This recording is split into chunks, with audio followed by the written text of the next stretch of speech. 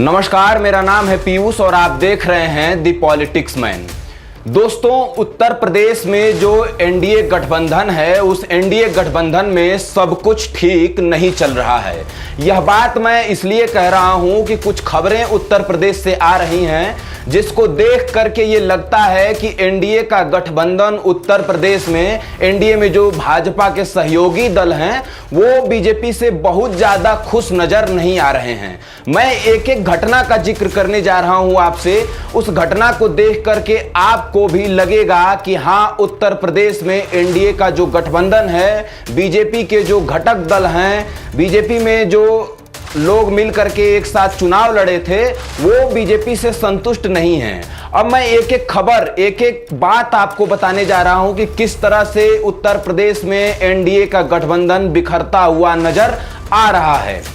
पहली बात तो यह है कि कल उत्तर प्रदेश में योगी आदित्यनाथ जो हैं प्रदेश के मुख्यमंत्री, कैबिनेट की एक बैठक हुई। कैबिनेट का बैठक यानी कुछ मंत्री, कुछ अधिकारी बैठ करके बातचीत कर रहे थे। उसमें एक बड़ी महत्वपूर्ण खबर निकल करके सामने आई कि उस बैठक में योगी सरकार के एक जो मंत्री हैं, जो एनडीए गठबंधन के सहयोगी दल हैं, राजभर, जो ओम प्रकाश राजभर हैं, वो उस बैठक में नहीं पहुंचे। ओम प्रकाश राजभर, उनको आप जानते हैं, बोलने में वो काफी अलग तरह से बोलते हैं, काफी अलग बयान देते रहते हैं, लेकिन उस बैठक में ओम प्रकाश राजभर जो मंत्री हैं वो उस बैठक में नहीं पहुंचे। ना पहुंचने का कारण क्या था? क्योंकि योगी आदित्यनाथ जब मंत्रियों के साथ बैठक कर रहे हैं तो यह माना जाता है कि चाहे वो किसी भी घटक दल का मंत्री बनाया गया हो एनडीए की तरफ से, लेकिन वो बैठक में शामिल होता है। जैसे निषाद पार्टी के जो मुखिया हैं संजय निषाद उस बैठक में थे, लेकिन ओम प्रकाश राजभर उस बैठक में नहीं पहुंचे। क्या कारण है कि ओम प्रकाश राजभर उस बैठक में नहीं पहुंचे? दूसरी एक खबर में अभी आज सुबह ये खबर आ रही है, आप जानते हैं कि उत्तर प्रदेश में 10 सीटों पर उपचुनाव होने हैं। अब इन उपचुनावों में एनडीए के जो साथी हैं, एनडीए में जो पार्टियां हैं, वो चाह रही हैं कि उनको भी कुछ सीटें उपचुनाव में लड़ने के लिए मिले। ओम प्रकाश राजभर भी चाह रहे होंगे, संजय निषाद भी चाह रहे होंगे, अनुप्रिया पटेल भी चाह रही होंगी, लेकिन अभी जो नाराजगी है वो खुल करके किसी की नहीं आई है। लेकिन एक दल जो है वो खुल करके अब सामने आ गया है। संजय निषाद, जो निषाद पार्टी के मुखिया हैं, उन्होंने आज एक टीवी में इंटरव्यू देते हुए कहा है कि कोई भी पार्टी बिना गठबंधन के एक भी चुनाव नहीं जीत सकती है। अब ये बात संजय निषाद क्यों कह रहे हैं? संजय निषाद, जब कल योगी आदित्यनाथ से उनकी मुलाकात हुई होगी, प्रदेश के जो लोग हैं उनसे मुलाकात हुई होगी, तो इस उपचुनाव में संजय निषाद की पार्टी को एक भी टिकट बीजेपी उत्तर प्रदेश में नहीं देने जा रही है, जिन 10 सीटों पर उपचुनाव होने हैं।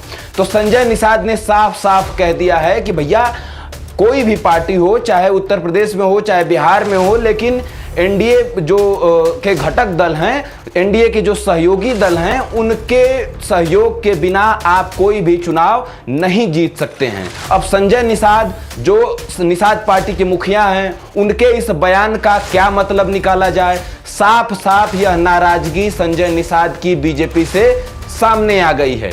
एक और घटना मैं आपको बताता हूं। लोकसभा का चुनाव हुआ, उत्तर प्रदेश में भाजपा ने अच्छे से जो रिजल्ट चाहिए था वो नहीं मिल पाया बीजेपी को। तो संजय निषाद जो हैं, उनकी पार्टी एक टिकट पर चुनाव लड़ी थी, वो संत कबीर नगर की सीट थी। संत कबीर नगर से संजय निषाद अपने बेटे को चुनाव लड़ाए थे। अब उनका बेटा चुनाव वहां से हार गया। चुनाव हारने के बाद संजय निषाद का जो बयान आया था कि बीजेपी के जो कार्यकर्ता थे वो वोट दिलाने में उस तरह से सहयोग नहीं कर पाए जिस तरह से चुनाव में करना चाहिए था। वहां भी उनकी नाराजगी बीजेपी से दिखी थी। वहीं दूसरी ओर ओम प्रकाश राजभर के बेटे घोसी लोकसभा सीट से चुनाव लड़े थे, वो भी बुरी तरह से चुनाव हार गए थे। उसके बाद ओम प्रकाश राजभर का भी जो बयान आया था वो काफी चौंकाने वाला था। उनका भी आरोप विपक्ष के साथ साथ बीजेपी के कार्यकर्ताओं पर भी था। एक और खबर मैं आपको बता देता हूं, आप जान लीजिए क्योंकि ये जरूरी खबर है। अनुप्रिया पटेल भले चुनाव जीत करके मंत्री बन गई, लेकिन मंत्री बनने के बाद अनुप्रिया पटेल ने योगी आदित्यनाथ सरकार को पत्र लिखा। जो पिछड़े समाज के लड़के, दलित समाज के लड़के शिक्षक भर्ती के लिए आंदोलन कर रहे थे, उनको लेकर के उन्होंने पत्र लिखा। या रोजगार में जो पिछड़ों और दलितों को जो हिस्सेदारी मिलनी चाहिए थी वो नहीं मिल रही थी, उसको लेकर के अनुप्रिया पटेल ने एक पत्र लिखा और योगी आदित्यनाथ सरकार पर यह आरोप लगाया, सीधे सीधे आरोप लगाया कि भर्तियों में जो दलित, पिछड़ों और अल्पसंख्यकों को जो भागीदारी मिलनी चाहिए वो भागीदारी नहीं मिल रही है। तो ये उत्तर प्रदेश में एनडीए के घटक दल हो गए, अनुप्रिया पटेल की पार्टी हो गई, संजय निषाद की पार्टी हो गई, ओम प्रकाश राजभर की पार्टी हो गई। ये तीनों पार्टियां खुल करके बीजेपी के खिलाफ बोलना शुरू कर दी हैं। यानी एनडीए में जो बीजेपी का एनडीए गठबंधन है, जो उत्तर प्रदेश में एनडीए गठबंधन चल रहा है, उस एनडीए गठबंधन में सब कुछ सही नहीं चल रहा है। आपको क्या लगता है, एनडीए गठबंधन पूरी तरह से अब बिखरने वाला है, खास तौर से उत्तर प्रदेश में? क्योंकि आने वाले समय में विधानसभा का जो चुनाव होना है उसमें बीजेपी काफी डरी हुई है। इसलिए डरी हुई है क्योंकि समाजवादी पार्टी का उत्तर प्रदेश में लोकसभा चुनाव में जो परफॉर्मेंस रहा है, उस परफॉर्मेंस को देख करके सिर्फ बीजेपी ही नहीं, बीजेपी के बड़े बड़े नेता लगातार बैठक कर रहे हैं, लगातार समीक्षा कर रहे हैं, लगातार वो इस बात को निकालने की कोशिश कर रहे हैं कि कहां हम चूक गए।